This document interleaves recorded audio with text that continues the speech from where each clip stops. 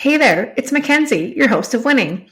We're looking for sponsors for the podcast. If you have a business that you would like to promote to thousands of people, send us an email at podcastwinning@gmail.com or send us a message on social media. I cannot wait to hear from you. Now on to the show.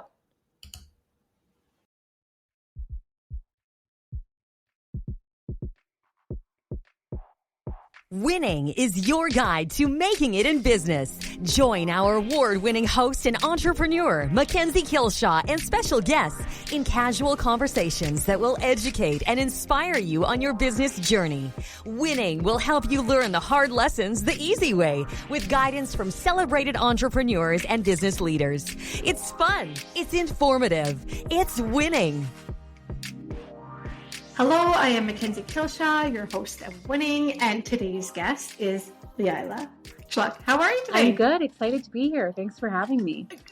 I'm so excited to have you too. Leilah and I had a little pre-meet before this a few weeks ago, and we were like, we should have just recorded the episode because we had such a great conversation. So I know this is going to be a great episode. And I just want to let our listeners hear a little bit about you first, and then we'll get into things. But you are the founder and driving force of New House, which we're going to talk about a lot. It's a private members network for female entrepreneurs and executives. And your mission is to make entrepreneurship less lonely for women through deep and trusted connection, which I love.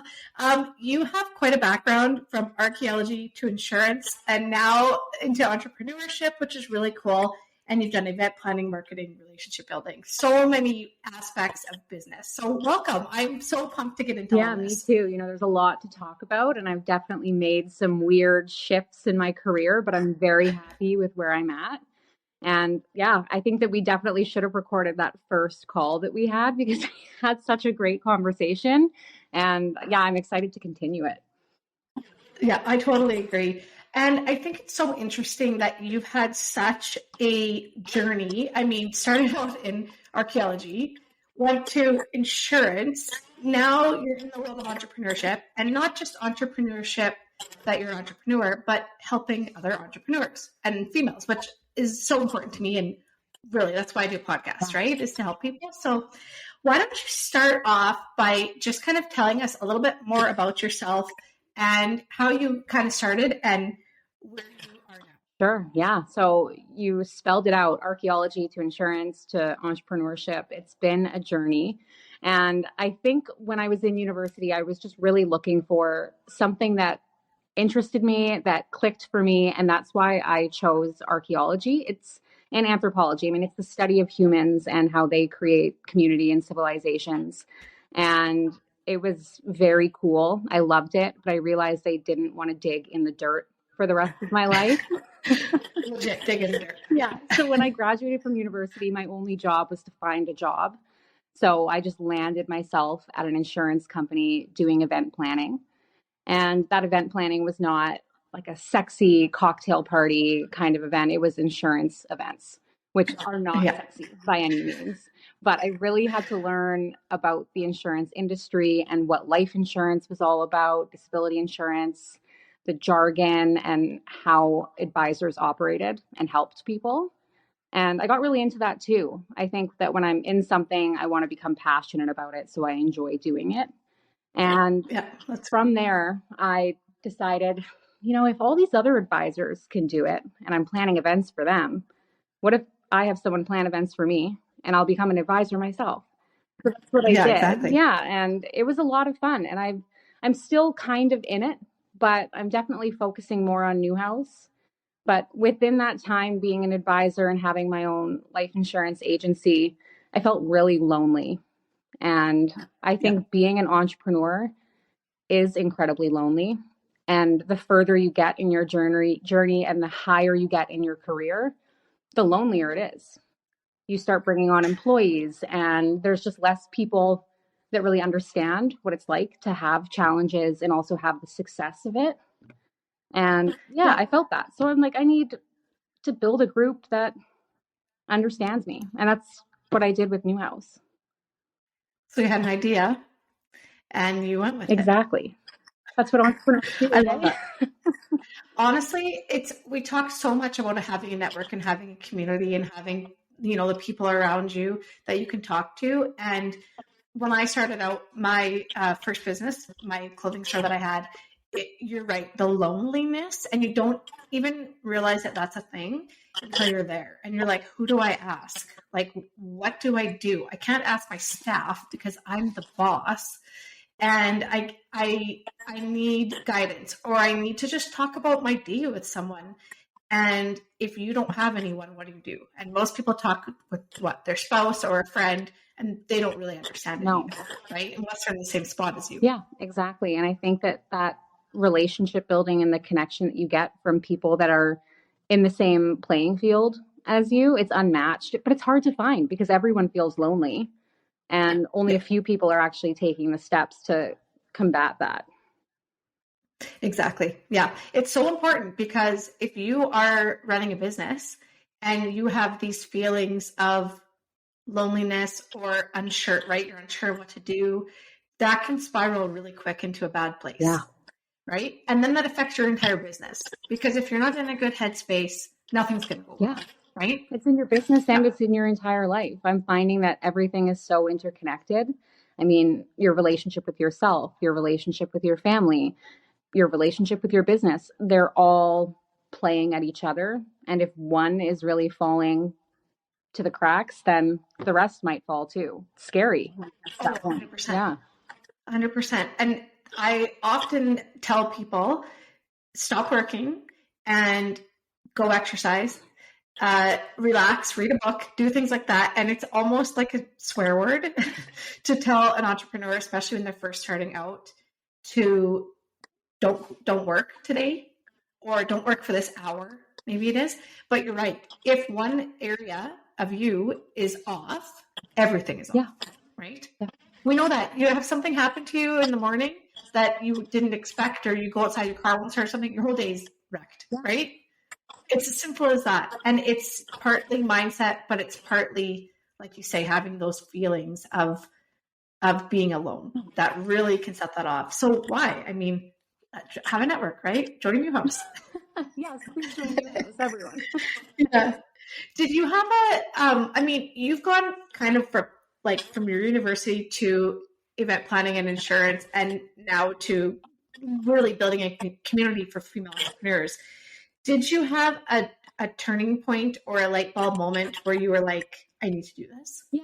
And, when I was just starting out in my life insurance agency, I was looking for that connection. So I had joined a lot of business groups, actually, and they really provided a lot of value when I first started. I honestly just wanted someone to tell me how to run a business, how to send a good email. I also wanted to grow my business. So I was looking for customers.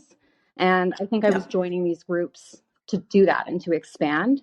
But I got to a certain point in my business where that was no longer really serving me. I kind of got everything I could from it. And then I stepped into a role. I co-chaired the first Winnipeg Women's Conference here in Manitoba. And just from building those relationships with a lot of the women that were either on the committee or in attendance, I realized that there was a really big gap in our market. And there wasn't something for an established entrepreneur and executive, someone that's been in it for 5 years, 10 years, 20 years, and maybe they don't qualify for the more well-known organizations that have revenue requirements and things like that. So there was a huge gap, and I was feeling it. I realized they were feeling it. And I was like, okay, well, if no one else is going to build something, I better do it. And I think it was that turning point where I realized I needed it so much for myself that it just had to happen. And I'm happy that other people felt the same way. Yeah, that's great. And you took that idea and ran with it. Yeah. And that's not easy. I mean, when you have a career job and then you're doing this too, to benefit yourself, but you know that it's needed, right? And I think a lot of people get to that point and they're like, someone should do this, but I don't have time. I don't have the energy. I'm not sure what to do. And so they just don't do it, right? So good for you for taking that leap, because it is scary. It is. There's a lot of risk involved. And, when I was talking to the women that are now members of Newhouse, they had started little groups themselves because they recognized that they needed it, but it just wasn't structured and organized because they're so busy themselves. They need someone to tell them what to do because they're always telling other people what to do in the best possible way, being an entrepreneur or a leader. So sometimes we like to be led and told what to do. It's a change of pace. And I think some people need that push to really take action in their lives and get to a place where they can take some time for themselves and invest in themselves. I agree. And if you're listening right now and you have never planned an event, I can tell you from doing a lot of events, it's hard. Even a simple luncheon with, let's say, 5 or 10 people, it's a lot of work because it's organizing schedules, it's calling around or Googling or finding a space to have it. It's, if you're going to have a guest speaker or you're going to have something at the event, find that person. There's so much work involved. And if you've never done it, I don't think you realize the next time you go to an event, look around, all of the things there were planned by a person, right? And so I 100% agree with you. I make decisions all day long. I don't want to have to organize a group of people to get together to do it. I want somebody to say, hey, join us at this time, this place and date, and I'll be there, right? And it's nice to feel special too. Like someone's put on something for you and you're a part of it and integral to it. And it just feels good. Yeah, exactly. So, okay. So we know now why you've created New House. Tell me more about it. Tell the people listening, what exactly is it? What do you do about these? Like, what are these events? Let us in on as if we're there. Sure. Yeah, absolutely. It's a private members network for female entrepreneurs and executives. You said it perfectly. And what it is it's women coming together and they get put into houses. So groups of 5 to 7 women, and those women meet every single month with each other. So you really get to know the people that are in your house. And in those meetings, you're going through updates on what the most important thing that's happened in your work, your family, and with yourself that month and how it makes you feel. And you also get to bring situations that you're going through to the table and hear experience from all the other women that have been there and done that. And they've taken on that task and overcome that obstacle. And you get to take what you want from that and hopefully solve your situation or at least come back to it in 6 months and be like, oh yeah, you know what? She was right. Like she said something that really resonated. And it's all confidential, which I think is the most important part. People want to feel like they can go into a place and actually share what's really going on in their life. I know a lot of times in the first meetings that new members have, they're going through their update for the month and they're sharing some just like baseline stuff, like what we would say if we just met for coffee. And then I can see in the second and the third and the fourth meeting, they're really getting into what's actually going on. And it gives people just peace of mind and community and allows you to really be vulnerable with other people, which I think allows you to trust and feel that connection and also feel comfortable taking action and getting to your next level because you have these people in your corner and they're not just people that you sometimes see. You meet with them all the time. And I'm going to just say this because I know it's happening, even though I don't know what's happening. But these people, these women are talking to each other on top of that one time a month. Yes. I can just tell you right now, they're texting each other, they're phoning each other, they're emailing, hey, have you worked with this person before? Hey, what do you do for marketing? Hey, right? Like this is not just like you meet and you leave. No. This is actually building that connection. And it's not even just the women that are meeting every month that are doing it. We have a directory and I'm seeing that some members in different houses, they're meeting up, they're grabbing coffee, they're connecting with each other. I didn't really think that it would build out into a community like this, but it has. And it's pretty incredible to watch from the sidelines, knowing that I'm close with all of these people, but they feel the need to create that connection themselves. Well, and you're building a network within that network, right? Because if you're like, hey, if you have that directory and you're like, I need to I need an accountant for something, or I need, like, you're probably going to go to the group that you already know and go through there and be like, oh, I'm going to call this person up. Exactly. Right? Yeah. Because they're there already, and you know that they are experiencing the same things that you are. For sure. Yeah. The amount of texts I get saying, hey, you brought up that lawyer in that meeting last time. Can you give me their name? It's like, yeah. And now that lawyer is getting a lot of women clients. Well, it's true, right? And that's part of having a network, is because you want to support people that are in a similar situation as you, right?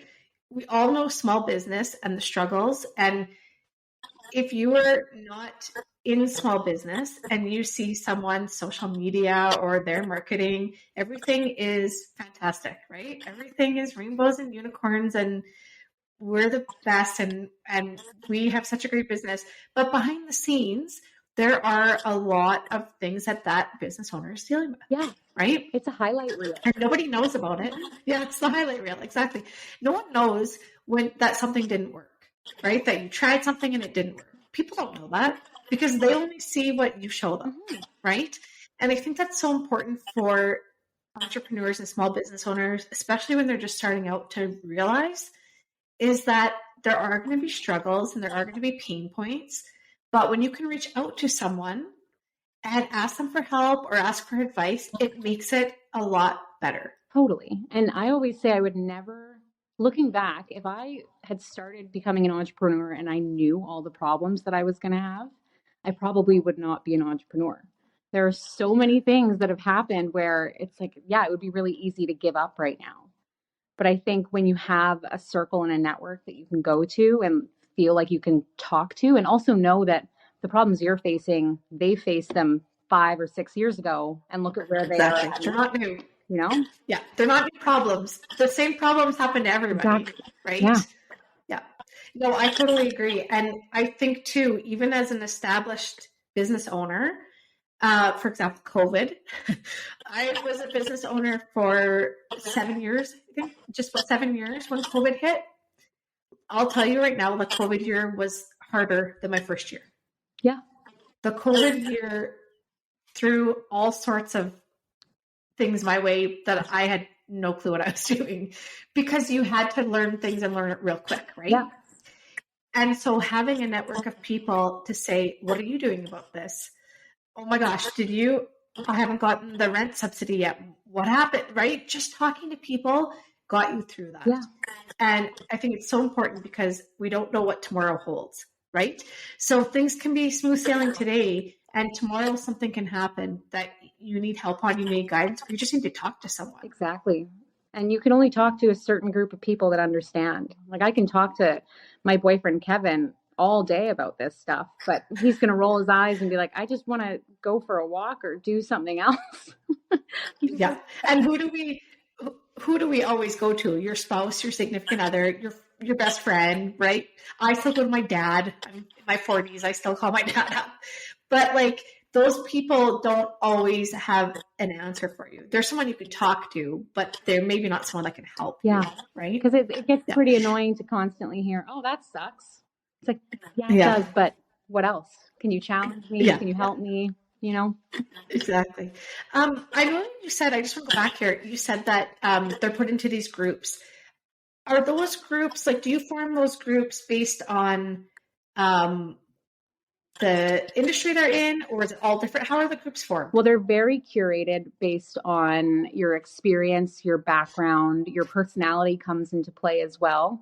And you're actually not put into a group with someone that's in the same industry as you, someone that you would consider a direct competitor, whether that's industry-wise or a niche part of what you do. And I do that because I don't think that people really want to share, well, their strengths and also all of their weaknesses in the most vulnerable way with people that, of course, are coming in with the best intentions, but now also might know that information and take advantage of it. So I want to avoid that at all costs. But yeah, it is very curated, and everyone is highly vetted because they go through an interview, application, a full process. So you know that whoever's in your house, they're good people and they're invested. Yeah, exactly.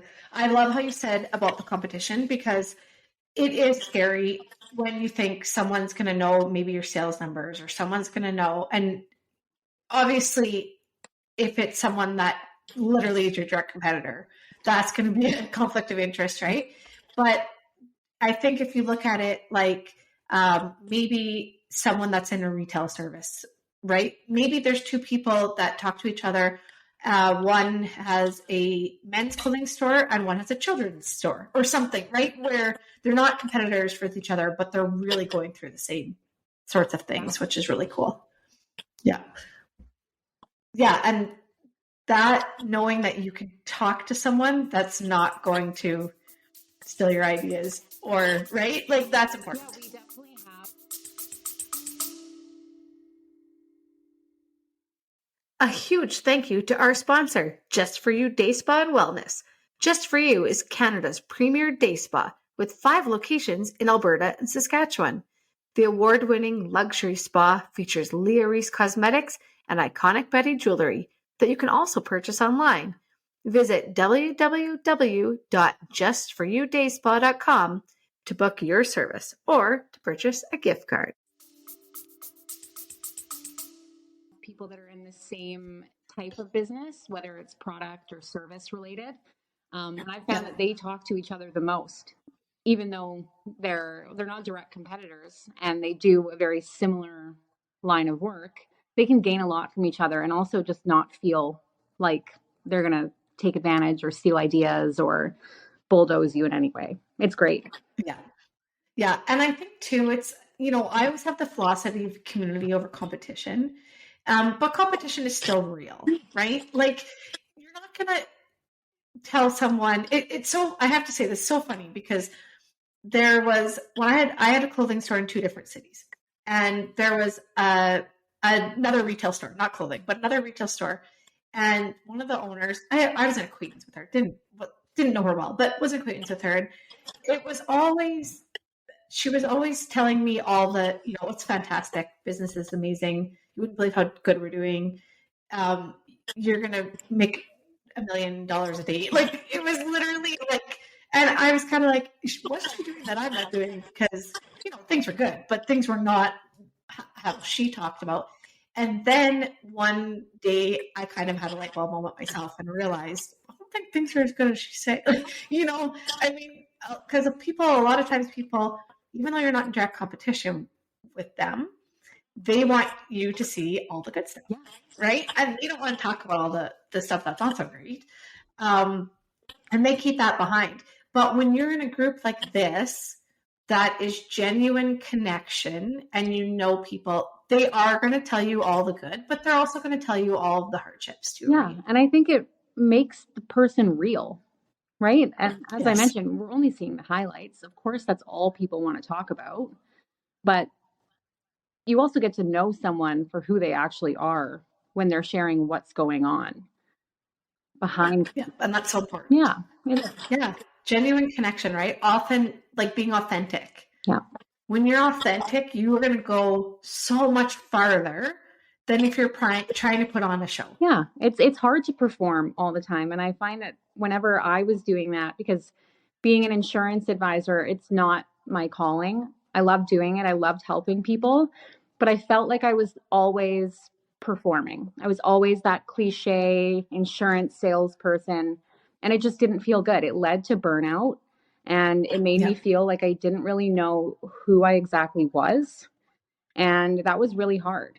And that's why I like Newhouse so much, because I can meet people where they're at and they can enjoy me for me and I can enjoy them for them, because we also don't solicit business from one another. That's one of our rules. So you can't try and sell to them. So when you take that off the table, you're just kind of meeting them exactly where we are as people, not as our jobs.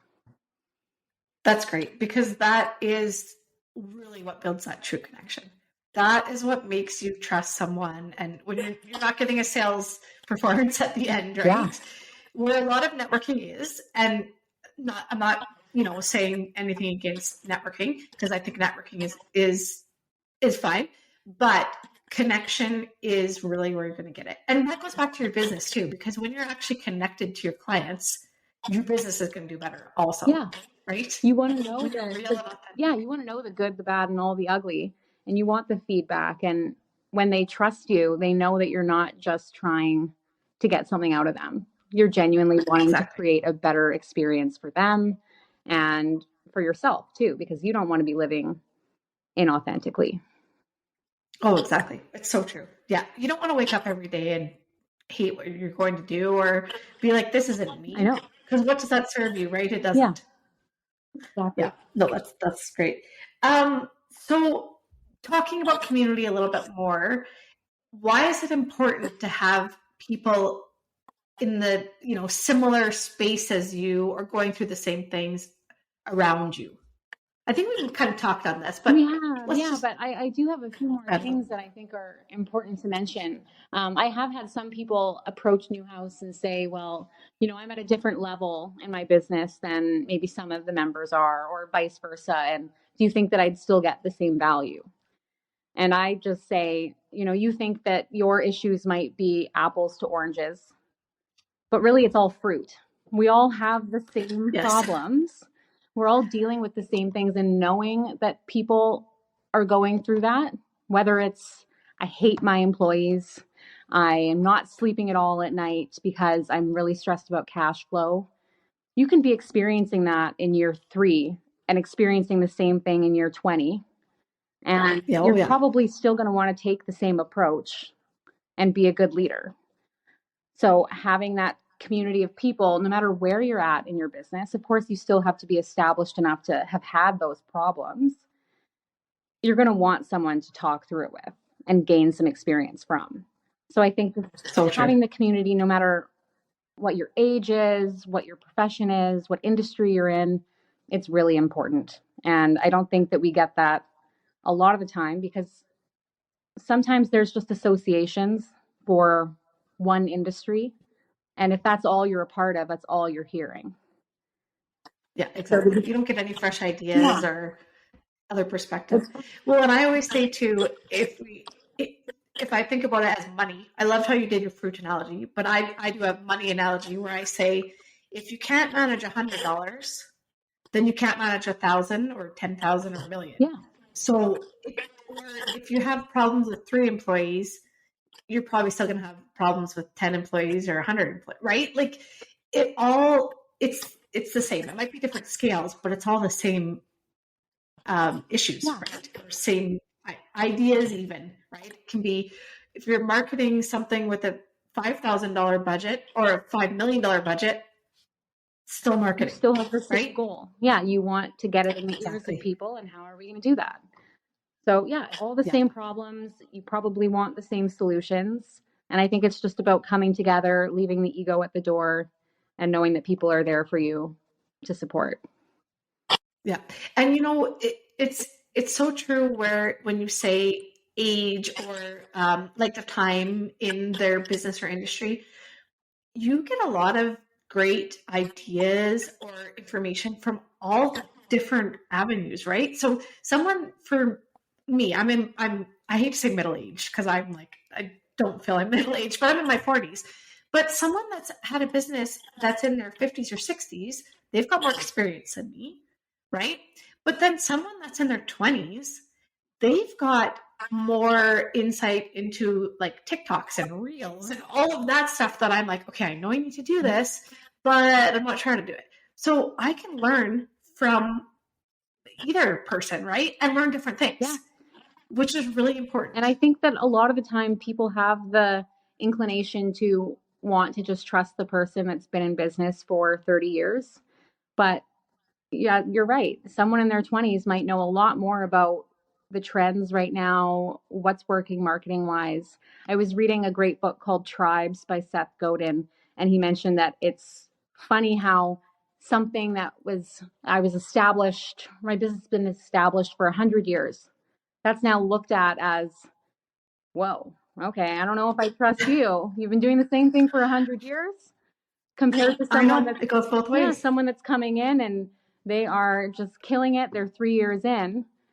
They probably have some pretty good ideas too, and they know their market really well. So I think it's just about shifting your perspective on what types of experiences you're looking for. Exactly. And you never know until you step into that space, right? Like you don't know what you're going to learn or take away from something until you put yourself out there and you do it. Exactly. And the things you can learn when you weren't expecting to learn are usually the most important things, right? Yeah. And it doesn't even have to do with my situation or what I'm bringing to the table, especially in these meetings. I'm finding that I'm writing things down that are being directed to a different person because they resonate with me. I can implement them into my life right now. And going back to that fruit analogy, I still have all those same problems. They might not be at the surface right now, but I'm definitely going to be dealing with it a year from now or 2 years from now. And I'm going to have some good tools to help me and back me up just because of what that one person said. Exactly. And what's happening today, if that might not be affecting you, like what I like when you said when you hate your employees, because maybe today everything is great, but maybe a year from now it's not. Yeah. And how do you can go back to that? Mm-hmm. Exactly. Because there are things that people don't talk about. Hating your employees, it's going to happen. Yeah. There's going to be someone that doesn't, do what they're supposed to do, or their attitude isn't great, and, it affects the rest of your staff. There's always things that come up that maybe today are not a problem, but can be. Or maybe cash flow today is not a problem, but can be. Yeah. Marketing today, not a problem, can be, right? Exactly. There's so many things that you don't even know or realize are going to be an issue for you until they kind of hit you in the face. Yeah. And you don't want to be left standing there not knowing at all what to do and how to tackle it. At least having something or even just the community to back you up. That's going to be really helpful. Yeah. Well, and learning and growth happens on your entire journey as an entrepreneur and a business owner. It's not like you learn everything in the first 5 years and then nothing ever changes and you just status quo it. No, like things come up, the internet, right? Like people that used to not, their marketing was like in yellow pages in the phone book. Then the internet comes up. Well, they have a website now, Yeah. right? Like things change, things evolve, and so you have to as well, right? And if you have a group of people that you can learn from and keep things in your back pocket, you're going to be ahead of everybody else. Yeah. And I do think that the community element is really important, but also to not count yourself out. You gain so many experiences along the way. And, when I was deciding to nurture New House more and kind of let Well Life Insurance, my insurance agency, kind of take a back seat, I was really worried that all of that work had been for nothing. And it's that sunk cost fallacy of, I have to stick with it. I put so much work into it. But it's like, well, yeah, I put a lot of work into it and I gained a lot of skills and experience and life lessons from doing that. I'm not just leaving it behind. I'm taking it into this next and new thing that I'm really excited about. And I'm going to do it so much better because I've had those experiences. Yeah. And I think too, especially from your experience of changing, you completely changed your life, right? Your career, your business. That's so important. It's not lost. It's just, you're using it differently now. Yeah. It's translating into something else. Yeah. I love that advice. And I think too, it's, personal growth and development helps your business out. And I think we forget about that. And, you get to a certain point in life where you're like, I know it. I know everything. Yeah. I did that. It didn't work, whatever. It doesn't mean it's not going to work on the next business or the next try, right? Or maybe one little thing needs to get switched or changed and it will work. Yeah. And you learn that because you listen to someone else in your group say, well, I did that and it worked really well, but I did this instead. Oh, light bulb moment, right? Exactly. And it's talking to people and having those connections and experiences that get you there. I agree with you. And I do have a lot of people saying, oh, I just don't have the free time to join New House. And that's a huge one. It's like, I don't think any of us have free time. I think it's about realizing that I need some support. And if you don't have any free time, then it might be time to join New House where you can figure out how to balance your life and your business some more. But it really is an investment into yourself because you're gaining all of these experiences. And of course, that's helping you. You can still learn more.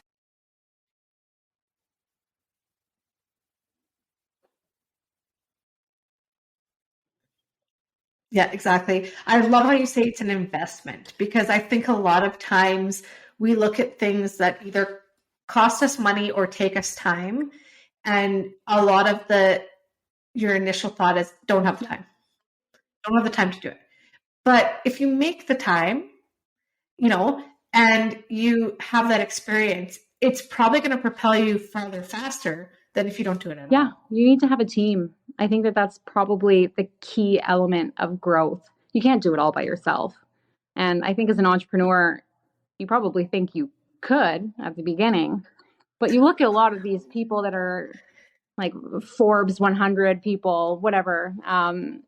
It's not just them. They have people that have coached them along the way and supported them and got them to where they are. And I also like to think of Newhouse and your house as your personal board of directors. They're kind of helping you make these decisions throughout. Oh, exactly. And it's that connection. It's that learning. It's all of those things together. That time is so much better spent than you trying to figure something out on your own. I know. Because it's going to take me a lot longer to figure this out.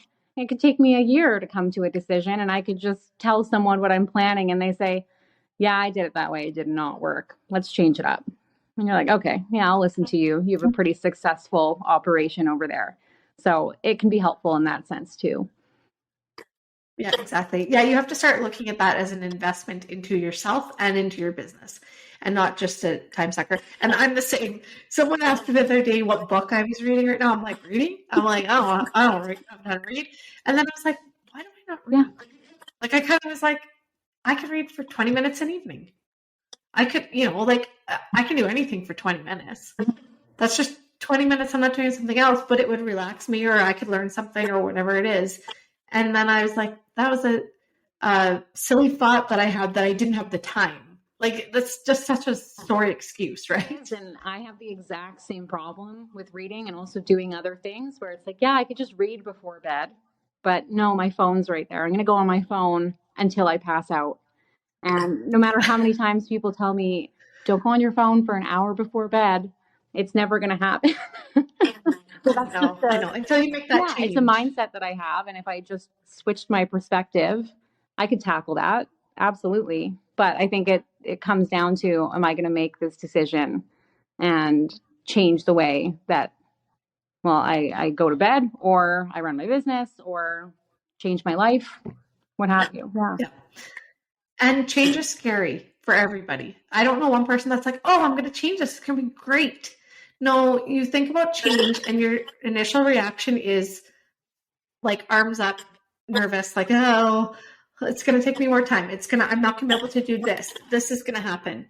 But if you step back and look at it, but if you do change, what are the positives that are going to come out of this? That's when you really realize, oh, I got to do this. Yeah. Right? I think it's programmed into us that taking risks is scary, change is scary. I think it's just our survival instinct trying to protect us.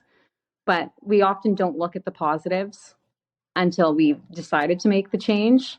But some people only look at the positives and make willy-nilly changes. And I don't know, maybe that works out for some people, but I think being a little more prepared is probably helpful. And I mean, we make 1,000 decisions a day.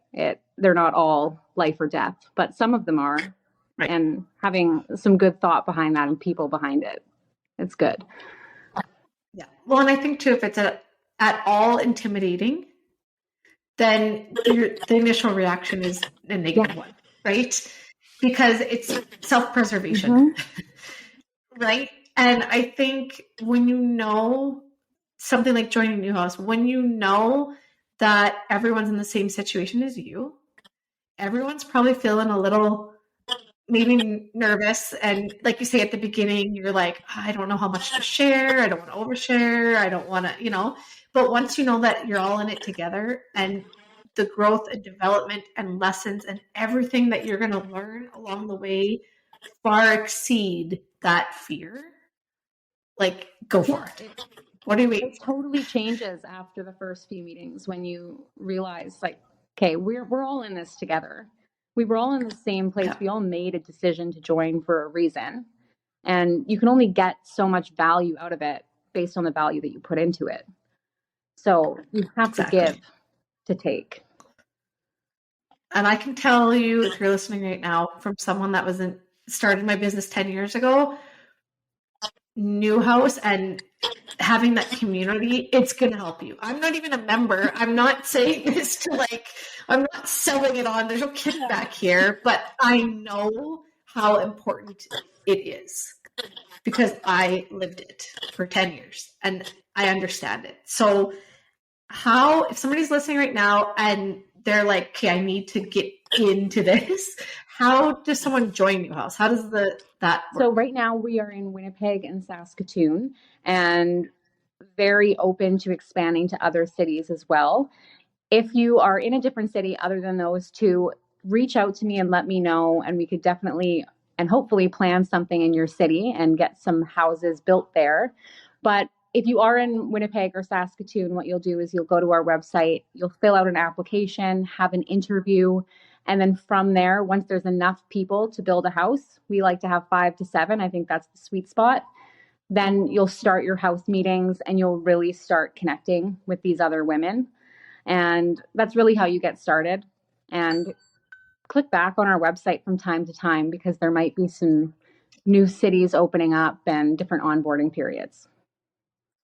I love that. And I love that you're vetting people, right? Like these are people you know that they're coming into it with an open mind and wanting to learn and grow, which is why people are joining, right? It's why you would join. Exactly. So I love that. Thank you. Love it. You're welcome. Do you have a most important lesson that you can share that you've learned along the way? I think the most important lesson I actually learned this past year was that it's okay to have a good idea. And it's also okay to have a better idea and go and do that. Taking that risk and changing and pivoting careers, it is very scary, but I follow my heart and my gut. And I think that sometimes that can lead you astray. But if you feel really passionate about something, you have the experience to back it up, and you know that it will maybe work out. You just have that hope. It's okay to follow that. You don't have to be stuck in what you do forever. I fell into that mentality and things got pretty bleak for me, thinking that I had to sell insurance for the rest of my life. I didn't want to do that. Yeah. And I feel a lot better. I can stretch and strengthen my creativity muscle, and I can be in control of how I want my life to play out. That's great advice. And the thing too is, if you are passionate about something and you do your research and prepare for it, the likelihood that you're going to succeed is very high. And guess what happens if you don't succeed? Nothing. You don't die. No. We're all scared of that, right? What if I try this and it doesn't work out? You're still alive. Try something different, right? I mean, it's not life or death here, folks.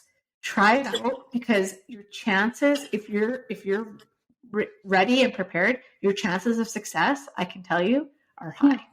So go for it. When you love doing what you're doing and you're passionate about it, that takes you so far. So that is great advice. And is there anything you wish you had known? I think that I wish I had known that problems are okay. And that when things come up, because being an entrepreneur, it really is all problems. And what problem am I going to solve today?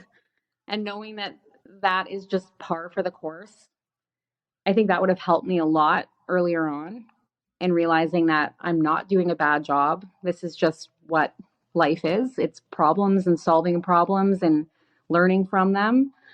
I think I wish I would have known that that was an okay thing to have happen. Yeah, it's so true. And don't take it personally, right? I mean, a problem happens. It's not against you. And I think a lot of people, when you're an entrepreneur and a small business owner, that's your baby, right? That's your entire life. So if something happens, or something, you have a difficult customer, or something doesn't go as you planned, you really carry that on your own shoulders, because it's my fault. It's my fault it didn't work. It's my fault this bad thing happened, whatever it is. But you got to leave that at the door, right? It's your business. It's not you. And fix it and move on. And don't dwell on that spot for a long time, because it's really easy to get into that, oh, boo-hoo, this happened, right? Well, fix it and carry on, because something good's going to happen tomorrow. Exactly. You might just have to overcome that obstacle and you'll get to the next one, but maybe you'll have a little bit of smooth sailing in between. Exactly. And there's more good days than bad days. I always feel like we're really real on this podcast, and we talk about all the bad crap that happens, but it's like, don't be intimidated by that, because good things happen too, right? And the more you go and the more you grow and the more connections you have and people you can talk to, the better off it is for you. And I'll tell you, the journey is amazing. And when you're doing what you're passionate about, the small things seem like small things. They really do. Right? They're little hills instead of giant mountains. So I'll leave this on follow your dreams, people, because it's true though, right? When you're doing what you love, those problems don't seem so big. No. And I think as cliche as that saying is, follow your dreams, it's so true. Why not? I know. Why not? I know. I said, I'm doing a chapter of a book in a kind of with lots of different authors, but we're all doing it. And it was like in high school, you take all these guidance counseling courses, what you should do, whatever. No one ever says, what do you like doing? You should do that. It's like, or what are you good at? You should really follow what you're good at, follow what you love. And I can tell you your life's journey and career path will be a lot more enjoyable for you. Definitely. I agree. Yep. Awesome. I love that you're living it too. That's really special. Feels good. Okay. How can people find you, or where can people find you? If they want to learn more, they're interested in talking to you, where can they go? Well, you can follow my personal Instagram, Leilah Perchaluk, or you can follow Newhouse. It's new.house, and new is spelled Knew. And yeah, you can find all my... That's a bad dad. And all my contact information is on both of those pages. Awesome. And we'll, of course, follow our social media, because we'll be having posts, and we'll have you tagged on there too, so people can find you. I love what you're doing. I think it's so important and essential and special, really, because there's nobody else that's doing something similar to this. So kudos to you. Good job you saw a problem, you're fixing it. And that's really important. So thank you so much for being on, and thank you for listening. And for everyone listening, we'll see you next week on the next episode. Thanks for listening to Winning. Be sure to subscribe to get all of our new episodes. If you enjoyed this episode and you'd like to help support the podcast, please share it with others. Post about it on social media, and leave a rating and review wherever you listen to Winning. To catch all of the latest from us, you can follow Winning Podcast on Instagram at winning_podcast, Facebook at Winning Podcast, and on Twitter at Winning Pod. Winning was created and is produced by me, Mackenzie Kilshaw. Music created by Summer Furby. Editing by Seth Armstrong. Special thanks to Shauna Foster for voicing our opening. And of course, a huge thank you to this episode's guest. Thanks again for listening, and I'll see you on the next episode.